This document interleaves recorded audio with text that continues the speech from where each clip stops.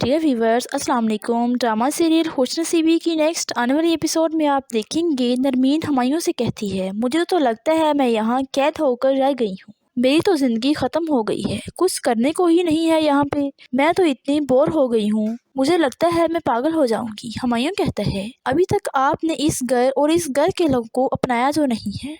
आप एक बार सबको अपना कर तो देखें, फिर देखिएगा कैसे आपकी बोरियत ख़त्म होती है। नरमीन हुमायूं से नए घर की फरमाइश करती है तो हुमायूं कहता है, मैं जल्द ढूंढ लूंगा। दूसरी तरफ ऑफिस के बाद तलहा ईमान को लेकर बाहर आता है और ईमान से कहता है, तुम्हें पता है ईमान, मेरी बेरंग सी जिंदगी में रंग वापस लेकर आई हैं आप मुझे बताएं मैं क्या कर सकता हूँ आपके लिए। ईमान कहती है, ऐसा क्या होगा जो आप मेरे लिए कर सकते हो। तो तलहा कहता है, जैसे अभी मैं आपको आपके घर ड्रॉप कर सकता हूँ अगर आप मुनासिब समझे। तो ईमान मान जाती है और तलहा उसे घर ड्रॉप कर देता है। निहाल सिराज साहब के घर आता है तो महीन दरवाज़ा खोलती है। वो महीन से कहता है, इस घर में आप ही मुझे सबसे ज़्यादा समझदार लगती हैं। आप सिराज अंकल से बात करें, वो मुझे माफ़ कर दें। हुमायूं निहाल को उनके घर के बाहर देख लेता है। वो आकर महीन से कहता है, निहाल एक अच्छा आदमी नहीं है, उसकी नीयत भी साफ नहीं है, वो बहुत ख़तरनाक लड़का है और तुम बहुत भोली भाली सी लड़की हो। महीन इंतहाई गुस्से से कहती है,